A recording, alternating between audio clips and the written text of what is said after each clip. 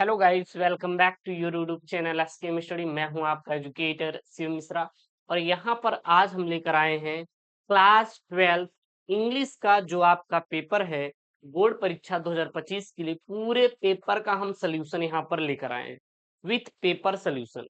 आप इसको guest paper का नाम दीजिए या फिर दीजिए आप मॉडल पेपर, ठीक है ना, कोई दिक्कत नहीं। मतलब यहाँ से आपके अधिकतर प्रश्न फंसने के संभावित है और यहाँ पे मैं हर एक प्रश्नों का सोल्यूशन भी दूंगा। ऐसा नहीं कि मैं स्किप कर दूंगा, छोड़ दूंगा। जो आपके लिए है वो आपको करना है, जो मेरे लिए है मैं तो करके आपको बताऊंगा, ठीक है ना। तो बिल्कुल नहीं टेंशन लेना है। सबसे पहले आपसे रिक्वेस्ट करेंगे, चैनल को करेजा कर लीजिए सब्सक्राइब और अपने दोस्तों के साथ कर दीजिए शेयर। हम लगातार आपको क्लासेस सभी प्रोवाइड कर रहे हैं। बिल्कुल ऐसी हमारी तैयारी रहेगी, स्ट्रांग तरीके से तैयारी रहेगी, कोई हमको रोकने वाला नहीं है। जबरदस्त तरीके से हम लोग क्वेश्चन को करेंगे, है ही नहीं सर? बिल्कुल सर करेंगे। चलिए, ये देख सकते हैं, ये आपका पेपर कोड होता है। क्या है सर? इसको हम लोग पेपर कोड बोलते हैं, जो कि आप अपने बोर्ड परीक्षा की कॉपी में भरते हैं, ठीक है ना। और ये आपका 2025 इंग्लिश का जो पेपर है और उसके लिए है भैया आपका 100 नंबर का पेपर रहेगा। करेजा पास होने के लिए 100 में केवल केवल 33 नंबर की जरूरत पड़ेगी। कैसे तो 33 नंबर आएगा वो भी मैं आपको पूरा का पूरा बता दूंगा। बिल्कुल भी परेशान मत होइए, ठीक है ना। अच्छा सर, टाइम कितना मिलेगा? 3 घंटे 15 मिनट का आपको टाइम दिया जाएगा। कितना? 3 घंटे 15 मिनट का आपको टाइम दिया जाएगा। किसके लिए? पेपर को सॉल्व करने के लिए। कुछ यहाँ पे जर्नल इंस्ट्रक्शन दिए गए हैं sir.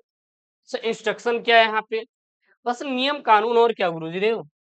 First 15 minute are allotted the candidate for reading the question paper, यानी जो प्रारंभ की 15 मिनट है वो सभी कैंडिडेट को पेपर को पढ़ने के लिए क्या है निर्धारित किए गए हैं, ठीक है ना।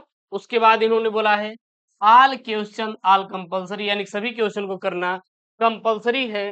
फिर यहाँ पे है आपका marks are indicated against question, यानी जो मार्क्स है नंबर है उसके क्वेश्चन के सामने दिए गए हैं। तो इनका गुरुदेव क्या है निर्देश हो गया। समझ आ रहा है ना। कोई बच्चा अगर कहीं से भी कोई किसी की दिक्कत होगा किसी स्टूडेंट को, तो वो बिल्कुल सर कमेंट में छाप देगा कि गुरुदेव हमें दिक्कत है, हमें प्रॉब्लम है, ठीक करेगा। चलिए, यहाँ पे है सबसे पहले सेक्शन ए की बात करेंगे। सेक्शन ए आपका क्या आता है? रीडिंग आता है और रीडिंग आपका 15 नंबर का होता है सर, यानी कि 15 मार्क्स का आपका रीडिंग होता है, ठीक है। देखिएगा, बहुत सिंपल तरीके से आप आंसर देंगे, बिल्कुल भी परेशान मत होइएगा। मैं आपको करने का तरीका भी आपको समझा दूंगा। पहले आप क्या है, read the following passage carefully and answer the questions that follows. यहाँ पे है क्या, जब आपको पैसेज मिले करने के लिए तो सबसे पहले मन को शांत करके आपको पैसेज पढ़ लेना है। इसका कोई ये नहीं होता कि आप ये पैसे रट लीजिए यही आ जाएगा। आपको हम करने का तरीका बता रहे हैं। सबसे पहले आपको क्या करना है, पैसेज को सर पूरा पूरा बहुत अच्छे तरीके से क्या करना है, यहाँ पे क्रीड एंड कम्युनिटी तक आपको अच्छे से क्या करना है, पढ़ लेना है। इतना कर सकते हैं सर? बिल्कुल हम कर लेंगे, कोई परेशानी नहीं होगी। अब अगर आप इतना कर लिए तो समझ लीजिए कि और बहुत कुछ आप कर सकते हैं। फिर आ जाएंगे आप क्वेश्चन पर। क्या आ जाएंगे? क्वेश्चन पर। अब यहाँ पे आप क्वेश्चन को ढूंढिए, क्वेश्चन को ढूंढिए। आप किसी एक क्वेश्चन को उठा लीजिए। मैं आपको करने का तरीका मैं आपको बता रहा हूँ। किसी एक क्वेश्चन को उठा लीजिए। एक ध्यान देना, फर्स्ट फॉलोअप जो भी आप क्वेश्चन कर रहे हैं सबसे पहले सरल क्वेश्चन को करिएगा, क्योंकि जो हमारा दिमाग होता है ना, यदि उसको डायरेक्ट कठिन चीज मिल जाए करने के लिए तो वो हार मान लेता है। और जब वो हार मान लिया तो जो सिंपल चीज होती है वो भी नहीं हो पाती। इसीलिए हमेशा अपने आप को वो टास्क दीजिए जिससे आपको सरलता हो करने में। जब आप वो काम को कर लेते हैं तो आपके अंदर एक कॉन्फिडेंस आता है। स्वाभाविक सी बात है, सब मनुष्य में यही होता है।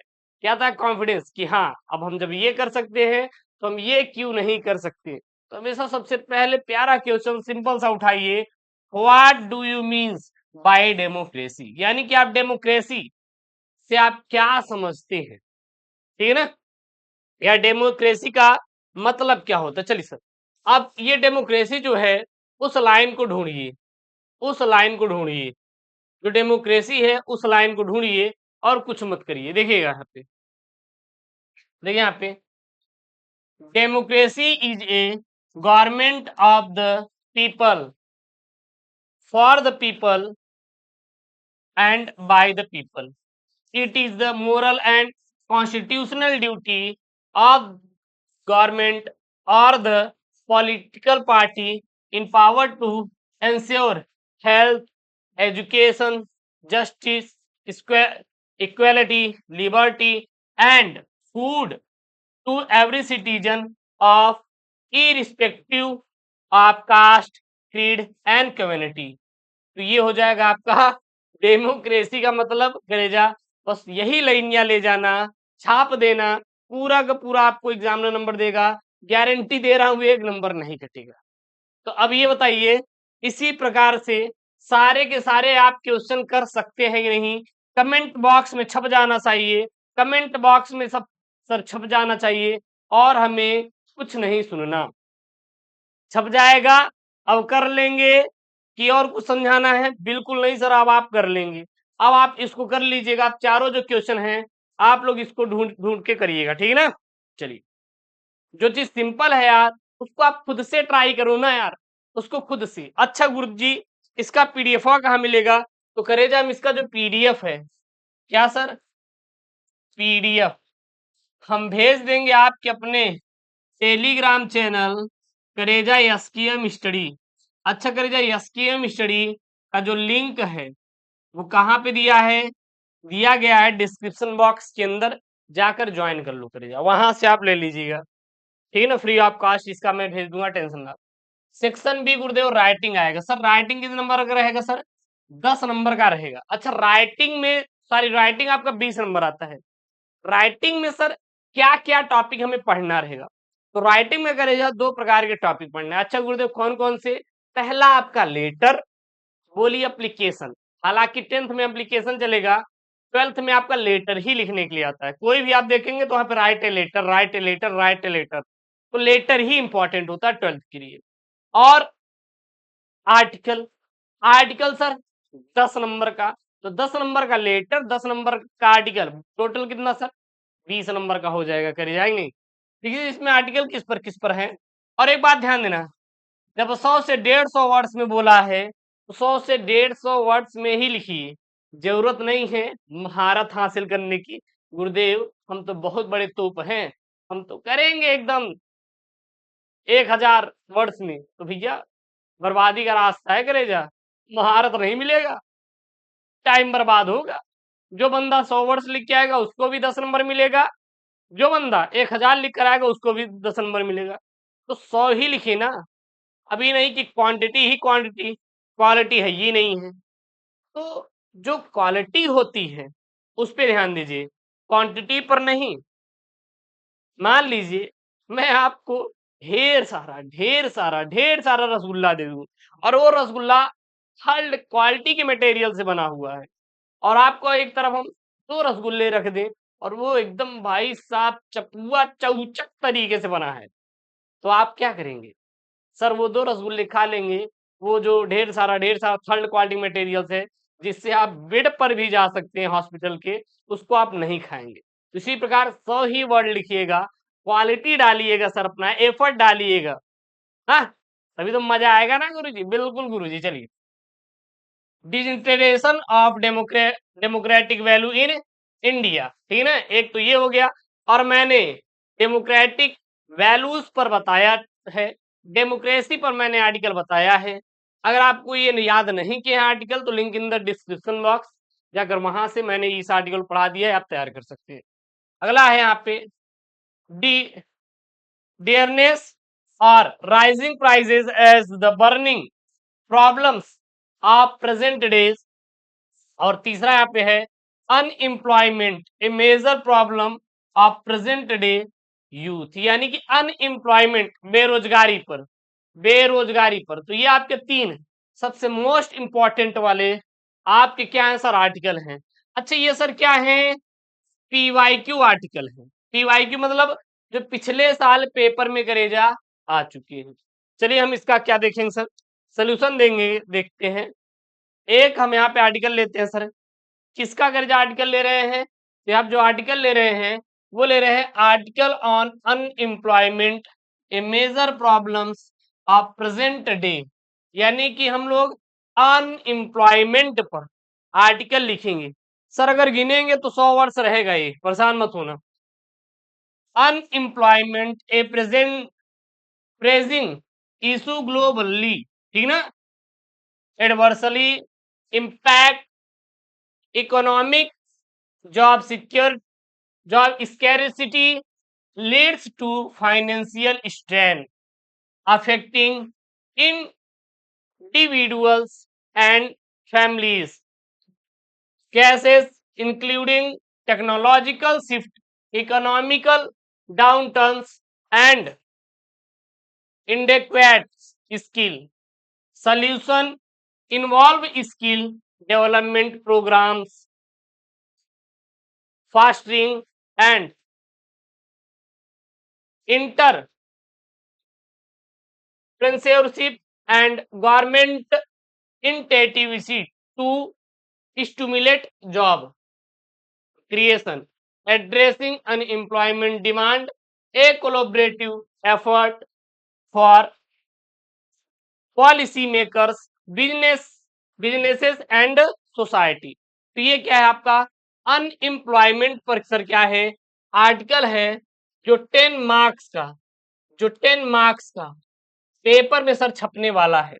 इसको सर छाप लीजिएगा और इसको याद कर लीजिएगा। बाकी आपको ऐसा लग रहा है कि गुरुदेव इसे सिंपल शब्दों में हम लिख सकते हैं, तो बहुत अच्छी बात है, आप उसको भी यहाँ पे लिखिएगा, कोनो गरेजा दिक्कत नहीं है। तीसरा देखना भैया, अब देखना, एक बच्चा कमेंट किया था कि गुरुदेव एप्लीकेशन पढ़ाइए ना, एप्लीकेशन पढ़ाइए ना, आप थोड़ा बताइए ना, एप्लीकेशन तो आएगा ना, क्या आएगा, लेटर आएगा, तो हम क्या पढ़ाएं बताइए, एप्लीकेशन या लेटर? बिल्कुल सर, लेटर। तीसरा देखिएगा, write a letter to the mayor of your city expressing your concern over hike in house and water tax.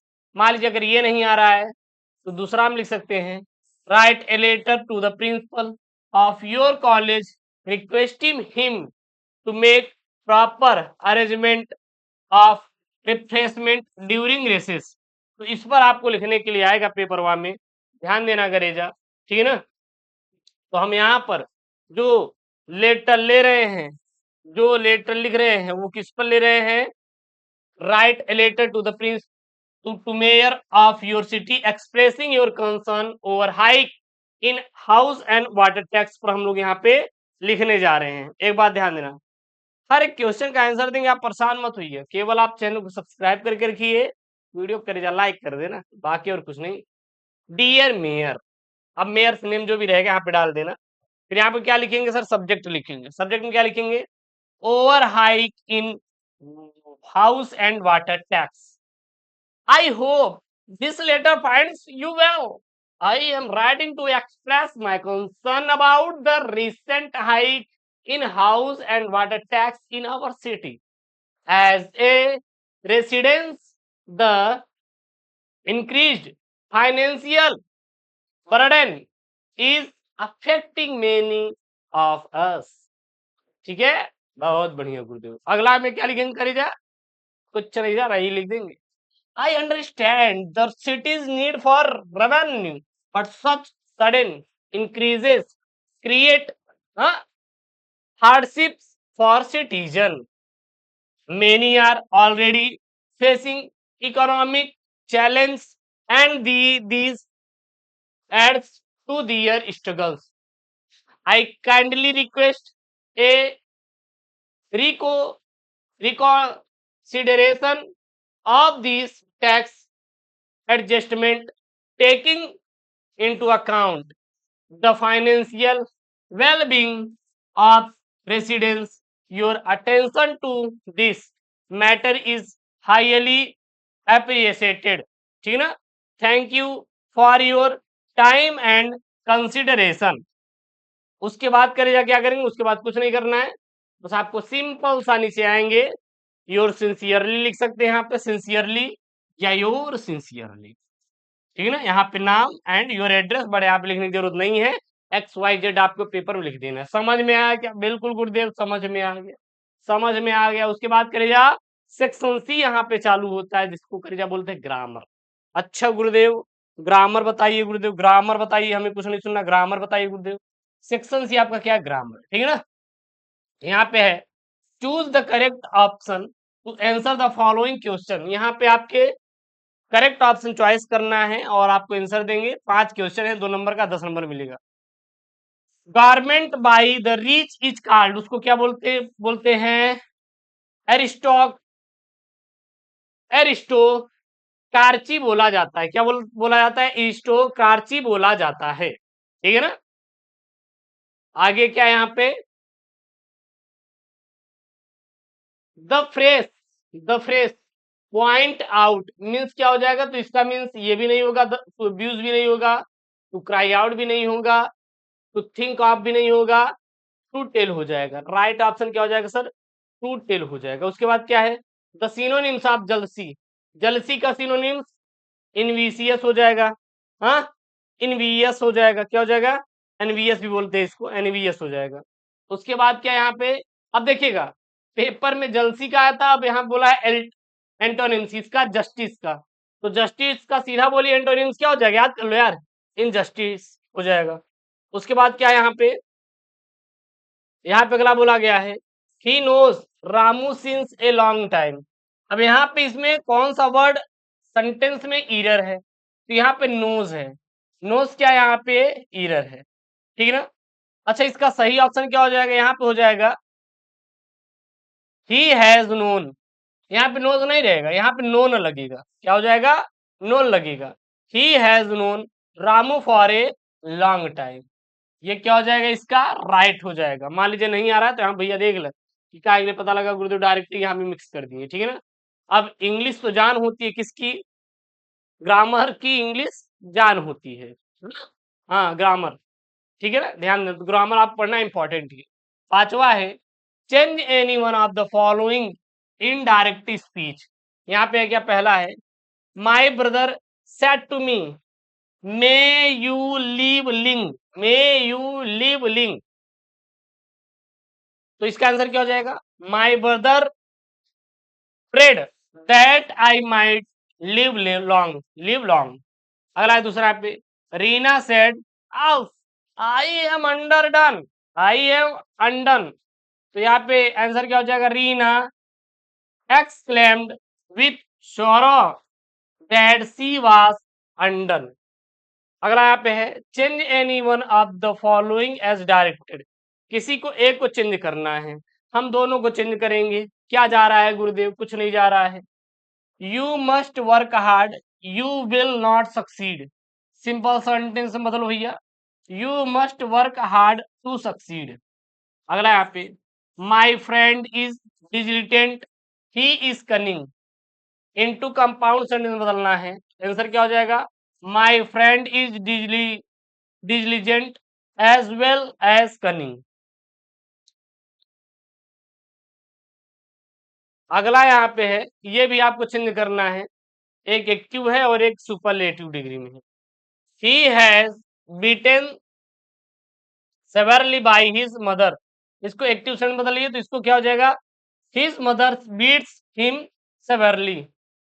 अगला है no other girl is as beautiful as she is. इसको superlative में बदलिए तो इसका superlative क्या हो जाएगा? क्या हो जाएगा? She is the most beautiful girl. ठीक है ना?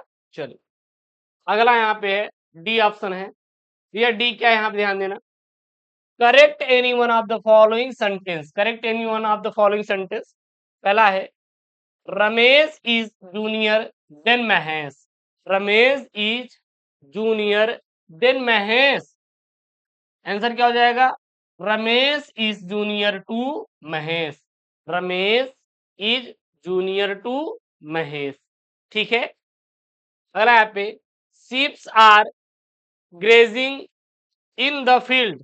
तो यहाँ पे आंसर क्या हो जाएगा? Sheep are grazing in the field. ठीक है ना? यहाँ पे शीप्स है और यहाँ पे शीप हो जाएगा। कर लो भैया।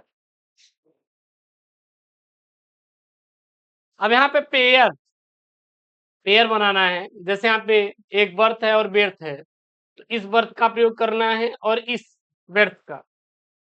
तो इस बर्थ मतलब आपका जन्म जन्म होता है और इस बेर्थ का मतलब होता है आपका जन्मा। जैसे कि she is blind by by birth, और ये क्या है आपका, she is blind by birth, I booked a berth from Mumbai to Delhi. मतलब देखिएगा, एक बर्थ मतलब क्या होता है, आप लिख सकते हैं BERTS, सॉरी ये बर्थ मतलब आप क्या होता है sir,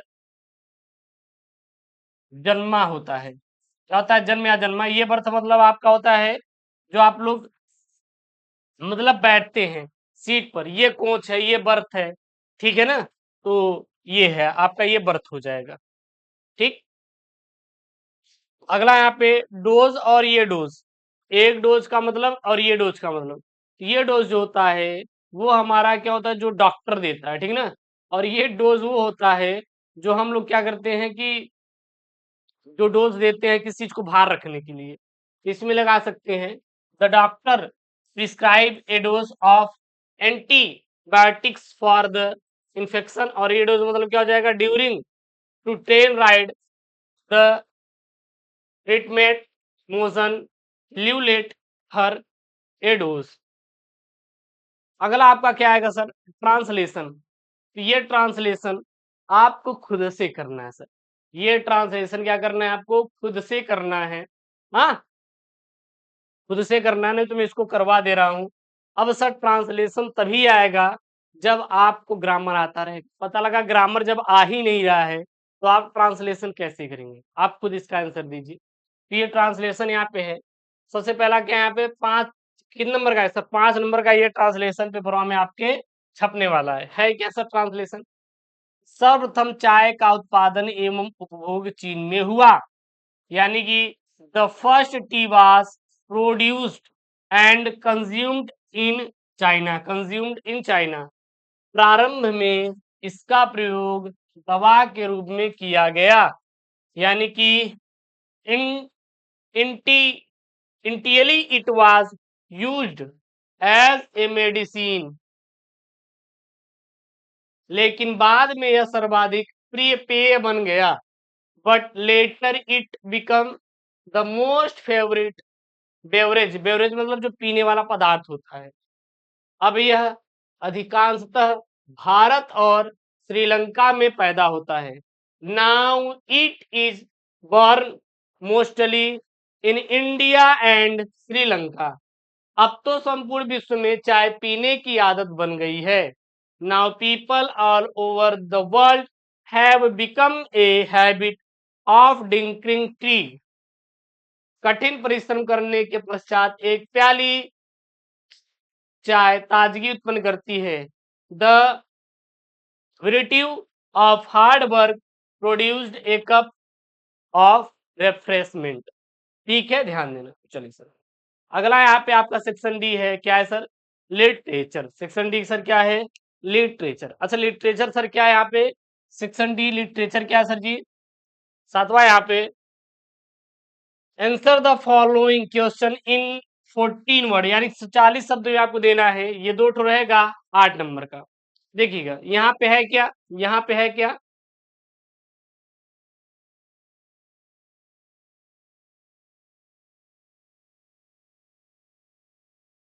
Y did Gandhi ji chide the lawyer, chide the lawyer.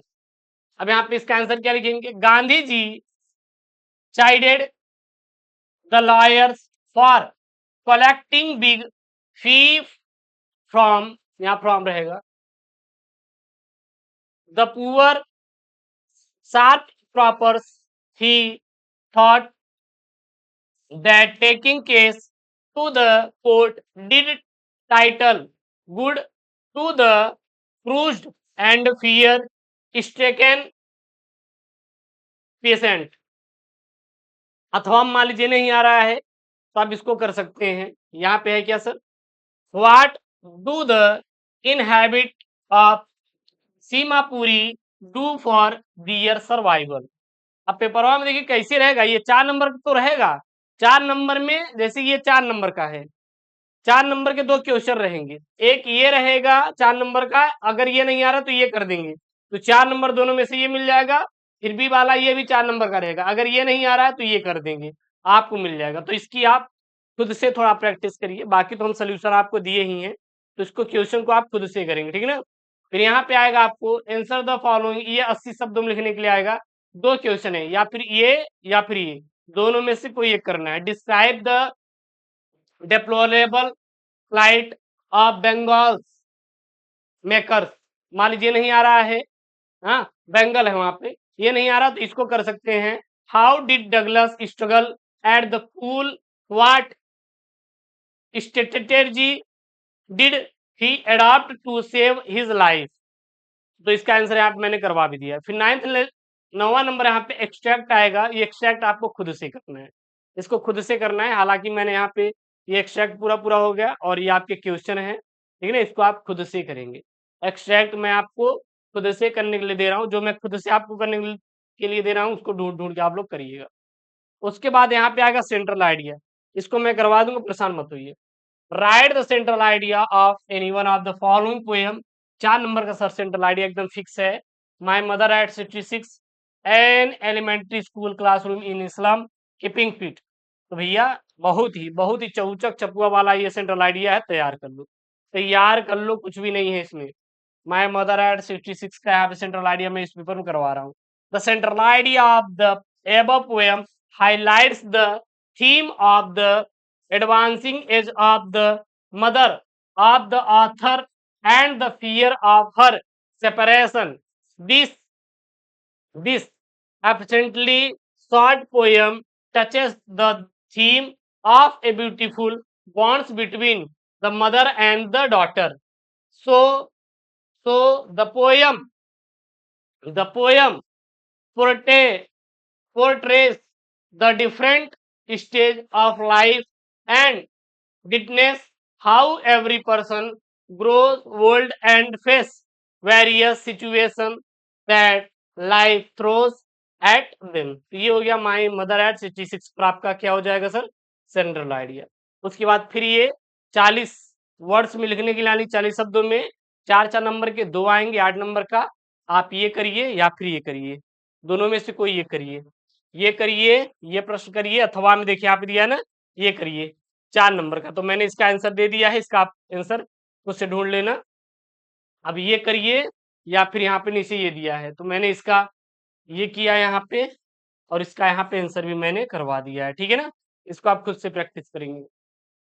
फिर ये आपका 80 शब्दों में लिखने के लिए 7 नंबर का केवल एक प्रश्न रहेगा करने के लिए। यहाँ पे है हु वाज, ये यहाँ पे पूरा पूरा प्रश्न है, ठीक है ना। और ये जो प्रश्न है इसका आंसर करेंगे, इस प्रश्न का ये आंसर हो गया, पूरा पूरा मैंने करवाया है। मान लीजिए वो नहीं आ रहा तो आप इसका कर सकते हैं।